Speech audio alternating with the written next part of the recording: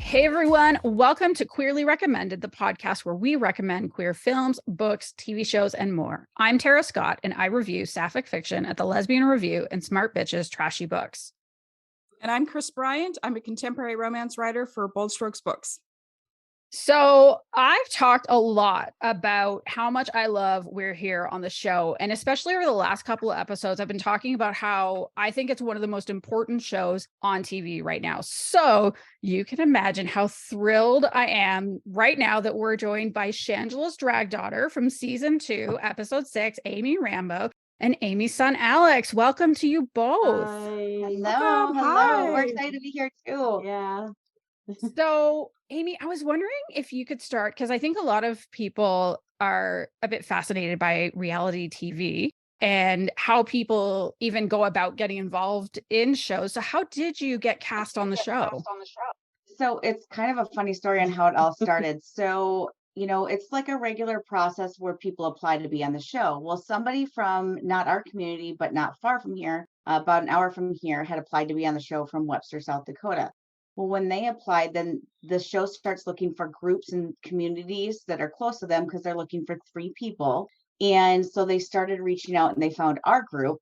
And one of the casting people came into our group and started sending you a Facebook message. And it's one of those that you're like, yeah, whatever. You're full of baloney. You're full of shit. Okay.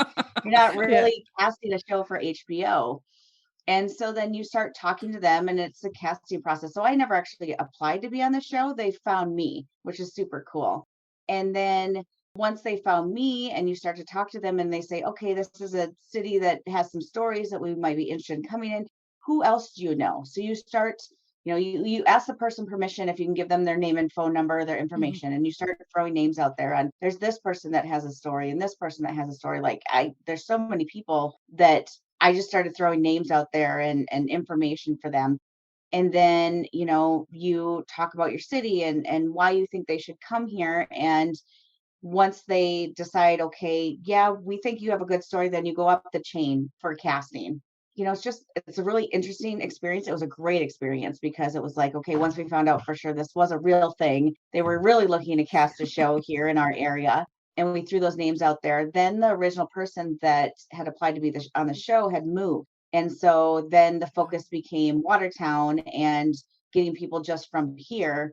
And that's when it went wild. Like I said, I started giving more and more names, and then the casting reaches out to them to find out their stories. And then they narrow it down on who they think would be a good fit for the show. And then I think with COVID, normally, the process is pretty quick, but it slowed things down. And it was like a 1.5-year process from first contact to actual filming. So it was a lot of time of just, you would talk to these casting directors who normally come to your location. But again, with COVID, it was all done via Zoom and they record things and they share your stories. And then all of a sudden they say, oh yeah, we're coming there. And you're like, oh shit. I got to clean up. Right? So good. So you actually knew everybody ahead of time, everybody in the show. Yep, I do. Cool. Yep. Which is really super cool. So actually Justice and Jaden, the twins, I'm related to. Oh, so that was no super way. Cool. Yep. Cool. Yep. So like their grandma and my mom are like cousins kind of thing, but I've known them. I've known them for a very, very long time, pretty much our whole lives. And then Eric, I've known him for a very long time too. And so it was really, really neat that we all knew each other beforehand and, had that relationship before we even filmed. So that was really neat. Maybe that helped make the episode gel so well. Mm-hmm. Yeah. Yes. If you watch the episode and we're all sitting at the bowling alley, we had bowled before that and it was so fun. I will say I beat everyone. Okay. Nice. And I'm a horrible bowler. Especially since I wasn't there. It was a blast. But yeah, when we sat down and there's so much real conversation and, they have to cut it down editing wise. There's so much real conversation that's happening. And when you're comfortable with each other, like we were, it was very easy and nothing was ever felt like a forced conversation. It just happened. So this next question is for both of you, because Alex, you were also on the show, not being put in drag, but still like in kind of the orbit of everything that's happening. So what was it like for first Amy, you, and then Alex, like, what was it for you? Was it like for you during that actual week that they were in town and filming and getting ready for the show? It's such an absolutely overwhelmingly loving place to be. It's a safe space with the people that you're with. It's fast paced. 1 minute you're going to get a fitting, and the next minute you're dance rehearsal, and the next minute you're filming somewhere. And so it's pretty fast paced, and yet you're just like, this environment's amazing. It's so wonderful. It's overwhelming in the sense of I'm not used to being the one who has like the attention on me. I actually got to the point where, like, they're coming, do you need a snack? Do you need a water? Do you need this? And I was like, this is weird to me. I'm not used to that, but it was amazing at the same time. It was such a phenomenal experience. Absolutely phenomenal. Yeah. It was crazy to me just to think, if you ask me now as 18-year-old me, looking back at little 16-year-old me, I never thought that something like this would have happened. It was an amazing experience. It definitely wasn't the classic, once the cameras are off, they don't care about you type of stuff. Everything, whether it was on camera or off camera, you were taken care of, and it was the best experience of probably my entire life. Because I made just a joking comment about, oh, I've never had Fiji water because I heard that's what all the movie stars have. The next day, someone from the crew brought me a 6-pack of Fiji water. That's amazing. Yeah. And That's so sweet. I thought it was funny, but it definitely everything felt like natural, like you could talk to anybody, and it wasn't just like, oh, you could only talk to Shangela when the cameras are on or whatever. No, it wasn't like that at all. It was amazing, and just going to work during the whole process was funny because I had so many of the cast and crew come in where I work to get coffee, and they'd just be like, "Hi, Alex," and I'd be like, "Hi, guys," and the rest of my coworkers just look at me like, "How do you know these people?" And I'd just be like, "They're cool people," and I'd give them their coffee, and I'd say, "See you later," and I would get questions about it the rest of the day. That's great. But So, did they know? Did your coworkers know that this was going on? That you were being filmed, sort of? I kind of hinted at it, but at the same time, this is just me normally. I don't really talk about my personal life while I work usually. So it was kind of a once they were like, "Hey, what's going on?" I kind of had to spill the beans, or they'd sit and poke at me about it.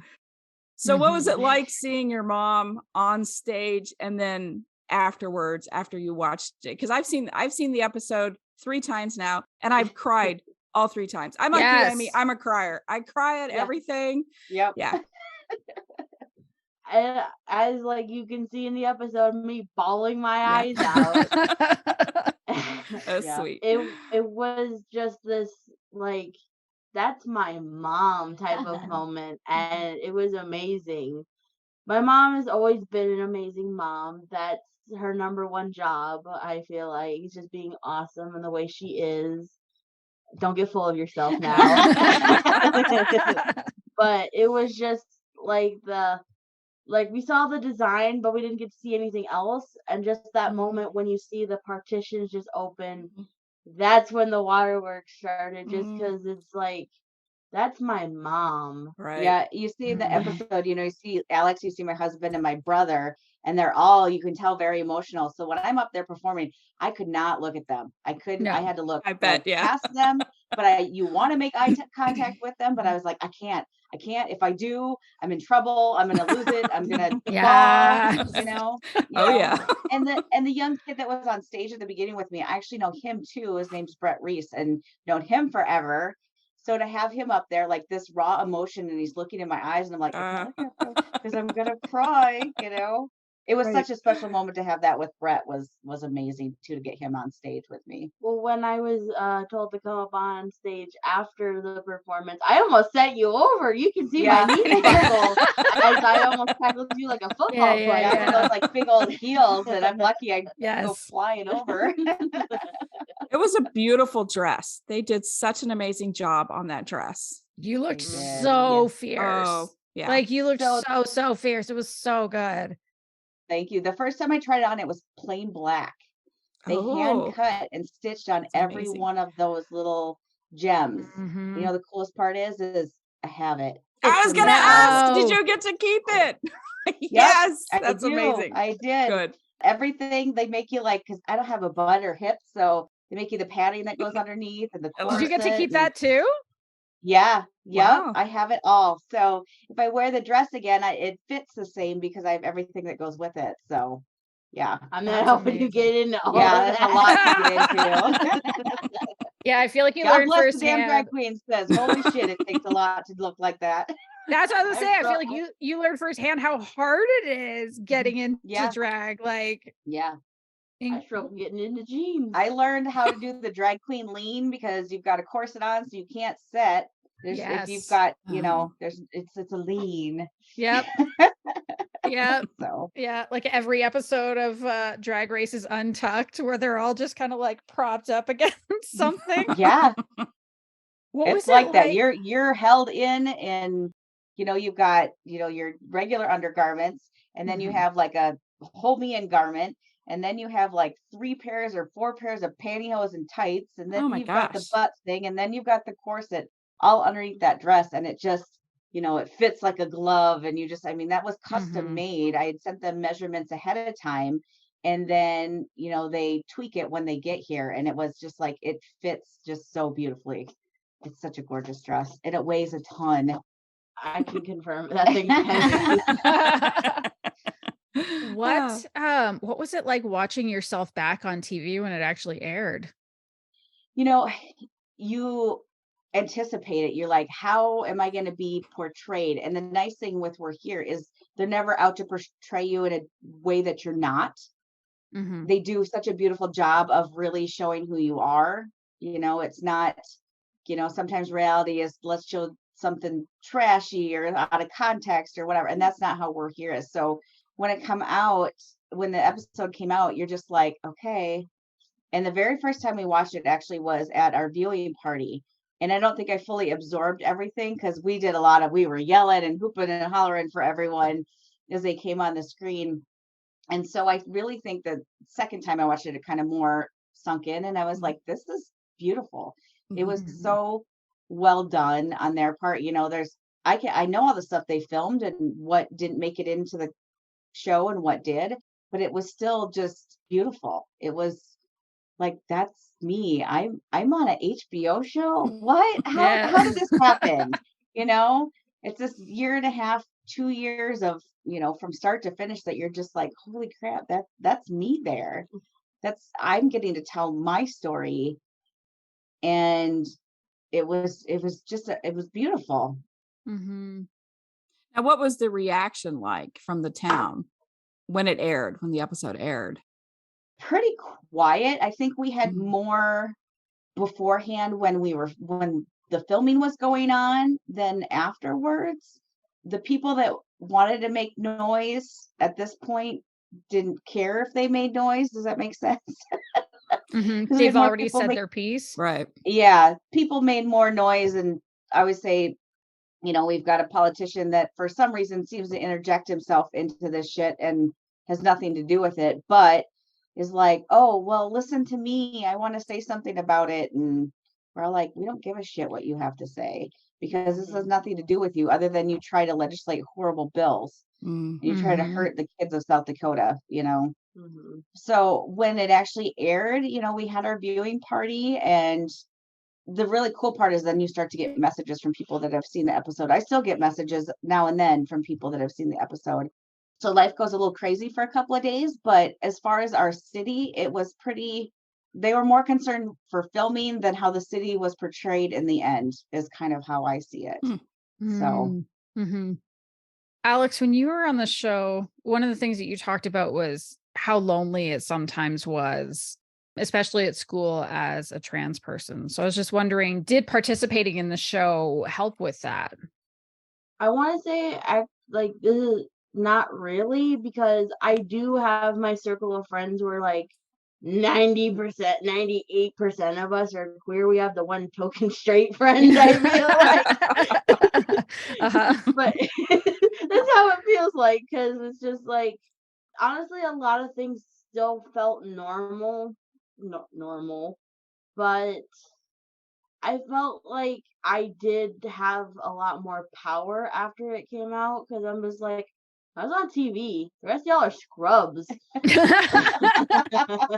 I Famous. love that.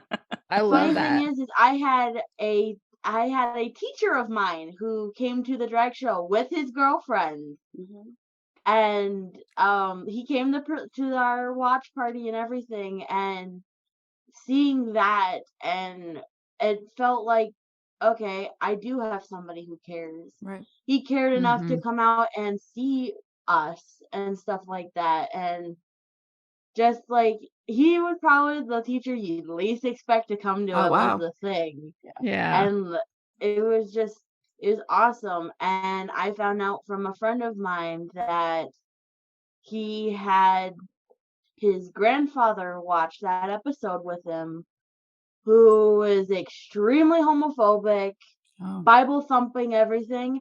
And as soon as he said, "Hey, that's my friend on there," complete 180. I love you. Oh. Everything. That's And awesome. like, if you surround yourself with that type of people, then I don't see what's wrong type of stuff. And he even brought his grandpa to Pride with him last year and everything. A complete 180 of this man who's probably in his late 80s.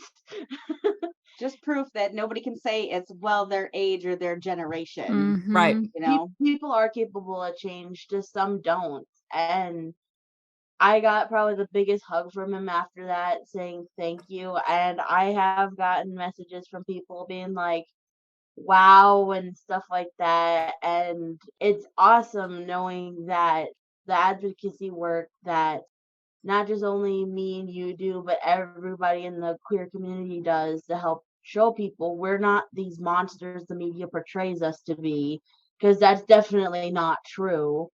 Mhm. And it's just empowering. Because like, even though I'm a senior in high school, I still walk the halls with my head down. Mm.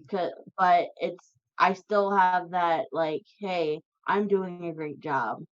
Knowing Right. that keeps me going, and it's awesome. Well, I remember Jaden said on the show, like, being uncomfortable is the best way to learn.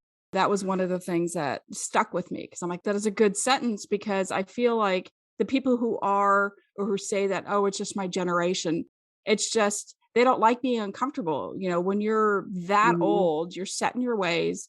And if anybody tries to change your mind, you know, there's automatically the walls come up and no. Like, my dad was kind of the same way until he found out, okay, you're yeah. So I mean, it's hard, but it can be done. And I think that's true. I think people are just extremely uncomfortable with the unknown. If they don't know something, that they automatically take a step back. And I feel like the more they know, and it's been my learning experience too over the years, being queer and learning everything, because I'm in the Midwest. I'm south of you. I'm in Kansas City. So I feel this so hard, because it is hard to be queer in the Midwest, and just trying to change people's mind.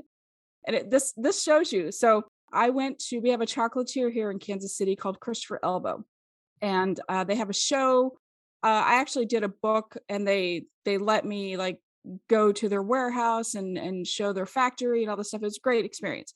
But my dad and I went this past right before Christmas. We went to get some chocolates for the family, and the queerest person I have ever seen in Kansas City checked us out, like literally took our money and did my dad, nothing. My dad didn't say anything. He didn't react, respond. It was just like, oh, okay. And, you know, he even tipped. So it was like amazing. Like the more you know, and the more people get educated about the queer community, the more comfortable they feel. And it's just like, we're just people. That's all we are. We're just people. Yep. Mhm. Alex, did you find it helpful getting to interact with so many queer adults who are like just clearly thriving that came in working on this show? Like, did that influence anything for you at all? Yes, in a couple of ways. It definitely made me feel like I was in more of my type of space, because you didn't feel like the odd man out. Everybody was the black sheep there. And There's the rainbow sheep there. The rainbow sheep. Yes. But just knowing I'm surrounded by my community, it felt safe. And like, it's very hard to feel safe, especially in a town like this where people look at you the wrong way if, like, because I have purple hair and stuff like that. It definitely felt like the safest I have ever been. Just knowing that if something bad happens, you have this 6'2" gay man who's willing to pick my chubby ass up and take me away if something happened. Just that type of stuff. It felt amazing, and I hope we can do something like that again, just because it was the best experience of my life. Mm-hmm. What happens after graduation? I'm just curious. Like, are you sticking around or go to college? I have actually been accepted into college, and I have to apply for some scholarships and everything, but I plan on furthering my education, but I don't see myself probably staying in South Dakota for long just because of the current legislator. It's like, I don't feel safe. I don't call South Dakota home. I just say I live here. And to me, South Dakota, not that great. 2 out of 10 wouldn't recommend. If anybody wants to help pay for a great queer child's education, please reach out to me. Hey. Yeah. Scholarships are going to be very important. Just saying, you know. Yeah. If I do see further change, I'd want to stay home. I want to live half a mile, or there's a new apartment building freaking outside of our neighborhood. I could message mom, say, hey, you want to go get coffee? I'd love to do that, but if things don't change, I don't plan on staying here because I don't feel safe. It's definitely the legislative's fault for everything that's been happening. You can't blame the queer community for anything because we didn't do anything. It's their bigoted point of view that's driving everybody away, and then they're wondering, why does nobody live here? Well, it's your fault, dang it. I feel like that's kind of a perfect segue into what I wanted to ask you about next, because I've been watching this show. I think I started watching season 1 as season 2 was coming out. And so I caught up, and I found there's a pretty dramatic shift in what we see in the first 2 seasons compared to what we see in the 3rd season. Not that we didn't see, obviously we did see homophobic attitudes and changing hearts and minds in the first couple of seasons. But season 3 has been doing a really phenomenal job of documenting and showing this really pronounced negative shift in attitudes towards drag queens and trans people and overall LGBTQ people, which really is being largely driven by, let's just say, particular types of politicians and legislators. I know who they are. Right. So is it the same shift that you're seeing in your region? Do you feel like it's kind of along the worse end? Did having the We're Here cast help temper any of that, even just in Watertown at all?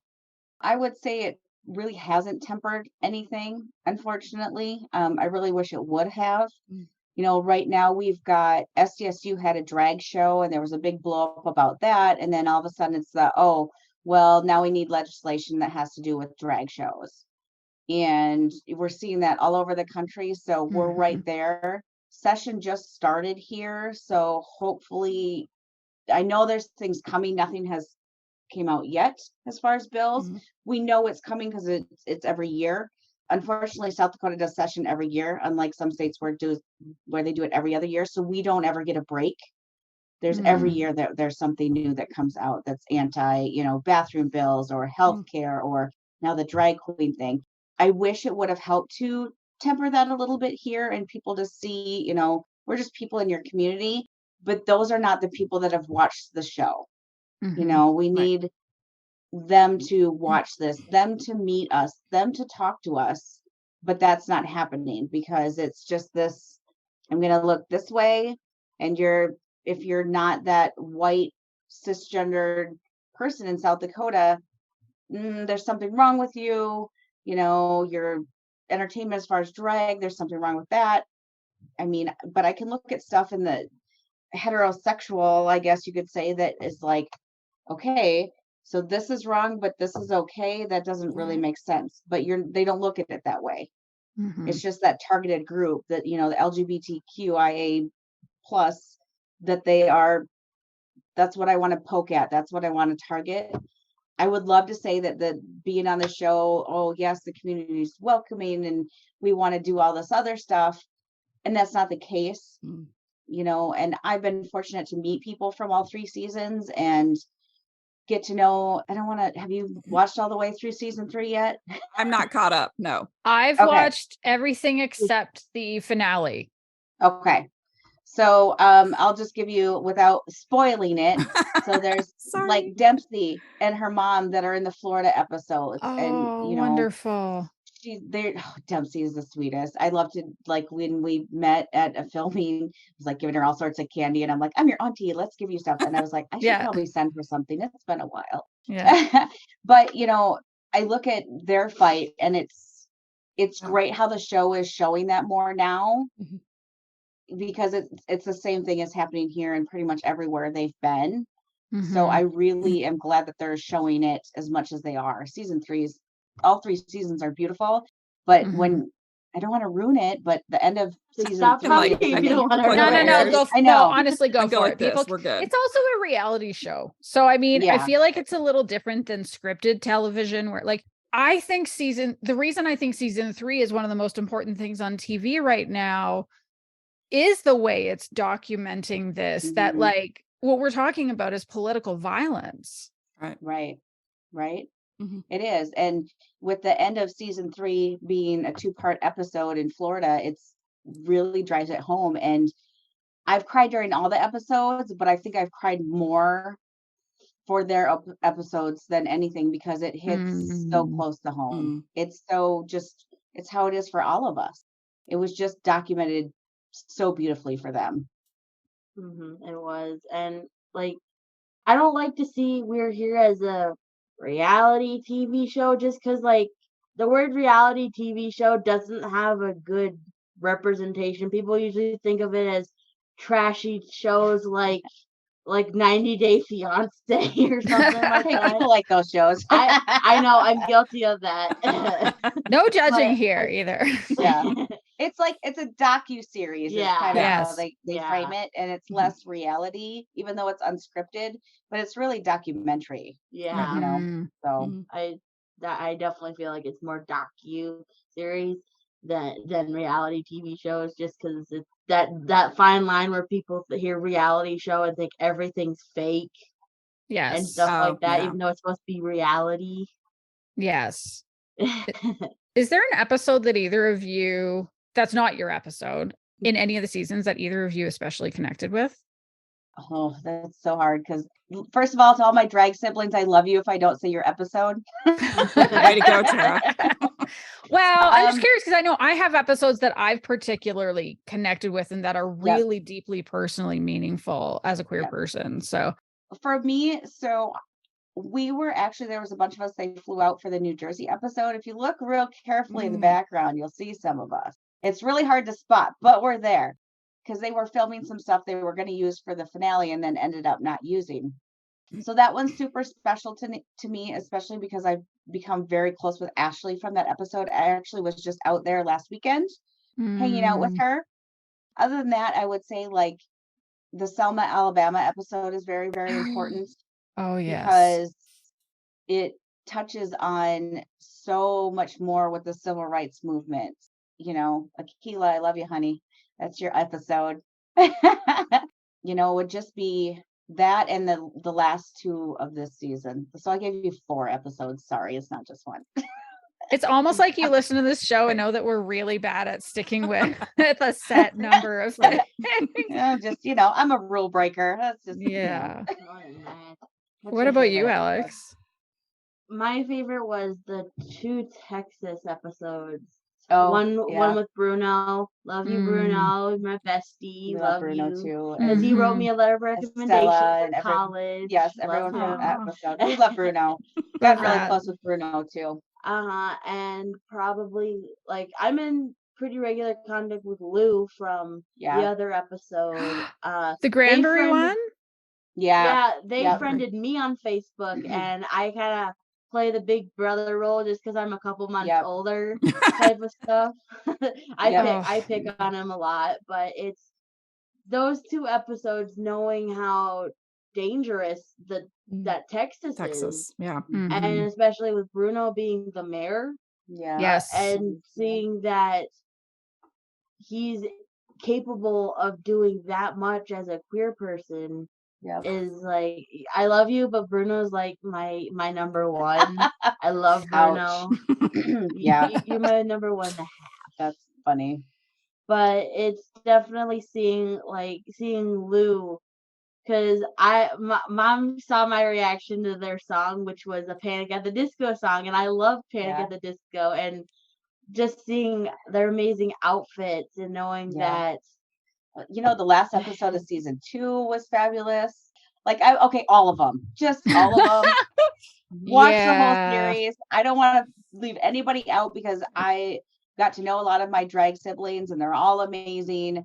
You've got different ones like with Nate, which focuses on the indigenous community in his episode.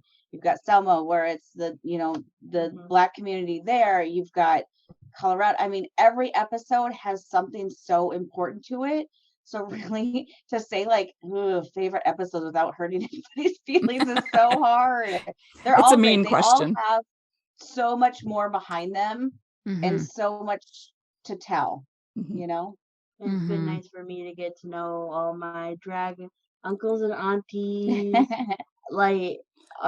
stuff like that. And there's quite a few people from the show that I'm in pretty regular contact. Obviously, Bruno's one, Lou and Taylor from the Colorado episode. I'm friends with him, and it's just awesome seeing all these people after what happened to the show and seeing that they didn't get an ego is what I like seeing on a lot of them. Is just that it was an awesome experience and that didn't change who they are. That's what I loved about it. Maybe it was like a boost in confidence, a little bit of confidence and validity. Yep. Maybe. Awesome. Yeah. I'm curious if your Watertown Love group grew from this, if more queer people came out and joined. That's what I'm curious about. Oh, good. Yeah, it has grown. We have a public page and we have a private page. We try to keep the private page more local with people with local connections, just because it's a safe space. But definitely it's grown. We get lots of requests. We saw you when we're here. We want to lend support. How can we, how can we send you funds? That kind of stuff. So definitely it has grown quite a bit. Good. And now were you able to have a pride? Like another pride this past year? We did. And it was beautiful and bigger than ever, and it just keep growing. We had a stage. It was beautiful. It's always hot. For the drag this year, and I think being on the show kind of lets people know that we are here.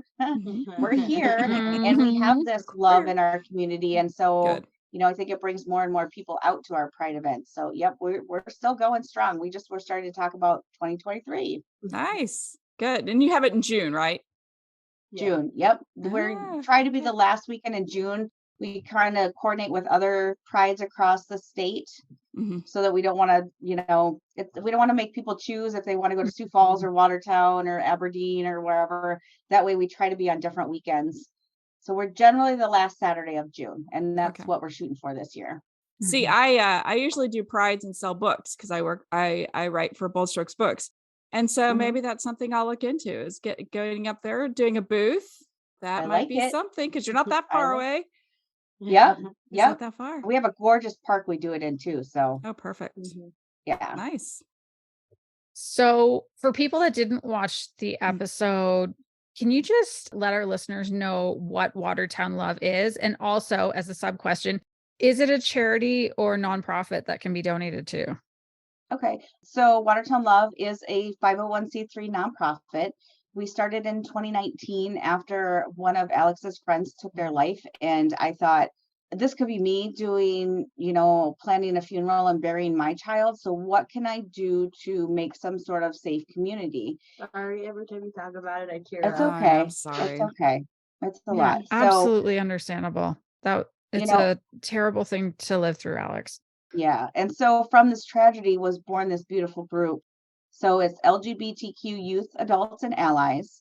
And when we first started, everyone's like, what are you going to be? And I'm like, I don't know. We just started having what we call a get together. So every month we get together, if it's for coffee, if it's for, we've got a local place that we do, like that you paint the pottery and then you come back and get it after it's been fired. We've been bowling. It's just a safe space once a month. And then we do the Pride in the park in June. So we were formed out of that. It started as a Facebook group. We had our first get together in April of 2019, and we had a whole bunch of people that showed up. I didn't know what to expect. I didn't know if there was going to be 2 people, if there was going to be 50 people. I think we had like 30. And it was this beautiful place of talking, laughing, crying. Everyone felt safe. And I was like, okay, we've got something here. We've got to keep this going. So yeah, then we became the nonprofit. So we just keep going. We keep forging forward and, looking for more ways to spread education in the community. We have great board members that work really hard to educate people and to show love to everyone.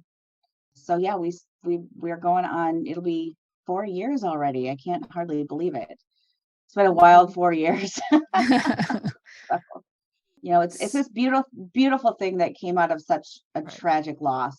But I didn't want to be that parent that was burying my child because they didn't feel like they belonged. No, I'm also a parent, and that's the worst nightmare. But I love that something so beautiful was able to grow out of something so terrible. Yeah. So one last question. Because we are all about the queer media recommendations, we love us a good LGBTQ themed book, TV show, movie, whatever. What would each of you queerly recommend to our listeners? Ooh, can I go grab them quick? Yeah. Yeah. Okay. Go for it. I'm with you. You talk. That leaves you, Alex. Alex, you're first. You need an adult. We're adults. Wait, okay. I am an adult. I need an adult here, adults. Somebody You help. are an adult. I need an adult here, adults. Come on, Alex. You've been doing it longer than I have. But do you have a recommendation? Do you want to go first? Yes, I do. And she's back. I didn't even get to say my thing. Well, hold on. Give her Oh, this is amazing. I don't know. I'm a rule breaker. I have 2. Yes. We Two's love good. a rule breaker around here. Woohoo. Okay. You want to go first, Alex? You go first. You already have your books. Okay. Mine are downstairs. So the first one is called Project Contrast. Okay. And it's What's a beautiful book that tells queer stories Ooh. all across the country. Oh, that is cool. Hold on. With Maxwell Poth is this amazing photographer. So this is series 3. Series 4 is now available for pre-order on Amazon, and Alex is in series 4. And I'm officially on Amazon. Come My picture on. is in the Amazon advertisement. Yep. If you scroll through, where to show the pictures, you'll see Alex. So cool. Yes. And Maxwell is an amazing human. He's a queer photographer that has done all sorts of amazing things. So this is definitely my first one. Okay. Okay. Then my second one is called Unfollow by Megan Phelps-Roper. Now, does this name sound familiar at all to you guys? Oh, I just figured it out. Sorry. I know. The gasp was, yeah, she's the granddaughter of Fred Phelps from the Westboro Baptist Church who broke away. Yes. She lives in South Dakota. I've met her. She wrote this beautiful book about how they were indoctrinated basically from birth to hate people. And she wrote this book on her basically meeting the love of her life through Twitter, who was also from South Dakota, and her breaking away from the church. And Got chills. this is definitely proof that people can change even if they're brought up a certain way. So yes, lovely human. So those are my 2 pieces. All right, Alex, what do you queerly recommend? I actually do have 2 books as well. Wonderful. Like their mom. Funny enough, how I found my love of queer media, like in books, wasn't through myself. Is actually the school librarian at Wow. my school.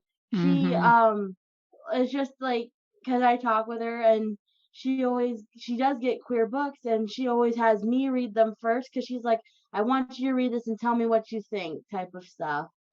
And that's how there's this book series, or it's not a series, it's only a single book right now. It's called Bloom. And both of my recommendations are graphic novels.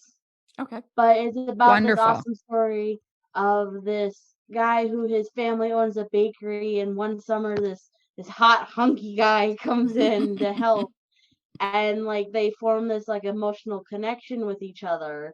And it is kind of a cliche a little bit, but I feel like it's awesome just because like I really enjoyed it.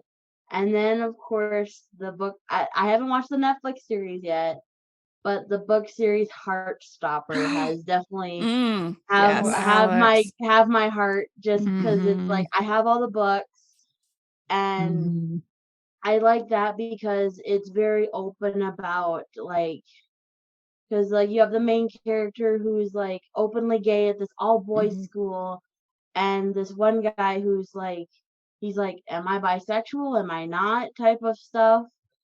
And then he finds out the girl he used to date is a lesbian, and she's dating a trans woman.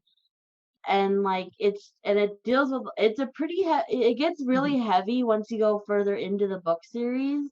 Realize like it deals with like eating disorders and stuff like that, but it's definitely a really good queer read. I haven't watched the Netflix series just because like it's one of those like, do they adapt it to the books very well type of situation. Well, it was But actually I've heard one of my recommendations, the series. It's the actual series. beautiful. Yeah, it is. It really is. So I can I mean, I didn't read the books, but I did see the series, and it was beautiful. So I feel like it would do it justice. Yeah. Because I did actually find out that they do copy the book pretty much word for word, the whole series, and I'm waiting for book number 5 to come out. That's exciting. Have you seen Yuri on Ice? Because you might like that if you like anime. Don't remind me. That brings up middle school flashbacks.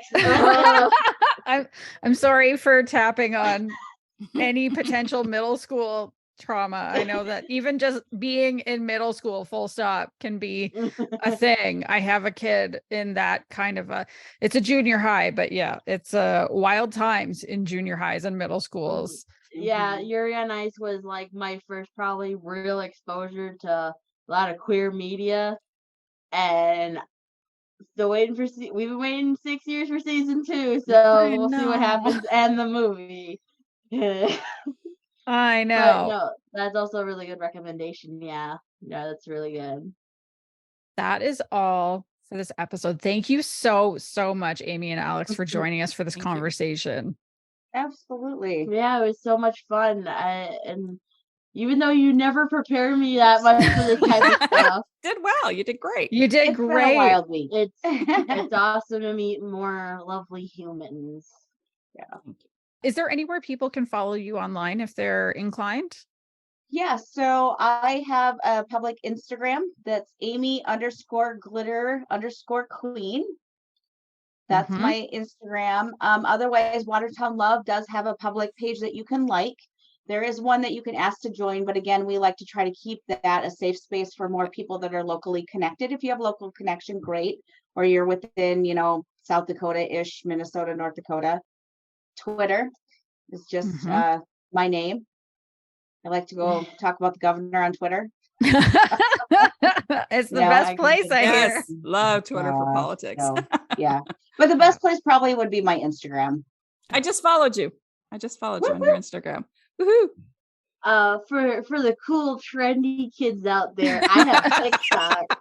Oh, I have TikTok too, but I TikTok. don't like know how to make cool videos. Mine are Um, probably the cringy ones that you're like, oh my God, who let mom on TikTok? Trust me, mine are no better because I'm a furry, so it's all furry stuff. But I say if you want to follow my TikTok account, it's at Astro ASTRO _the Dutchie DUTCHIE on TikTok. If you want to follow some cool furry content, I make the cool TikToks. Yeah. My That's good. TikTok is Rambow, RAMBOW _loves is my TikTok. Loves, I okay. do post some We're Here stuff on there. So Oh, Yeah, good. but my Yeah. Oh, TikTok's wonderful. where I have almost I know. 2,000 followers. I don't post that much. I have like, I don't know, 200 or something like that. I I'd feel love the to same go and way. be able to go live, but No, you know, don't. No, you don't. someday. Yeah, I just use my TikTok. I make book trailers for my upcoming releases, and that's really what I use TikTok for, because like I'm not that person who likes to be on camera. So I just said, well, I'll just do it. I might have to. So for people that are listening, if you've enjoyed this show, please make sure you subscribe wherever you listen to podcasts. You'll get notified when we release an episode. If you have a friend that you think would like the show, please tell them all about it. And if you'd like to support us, we have links in our show notes to our coffee and our newsletter sign up.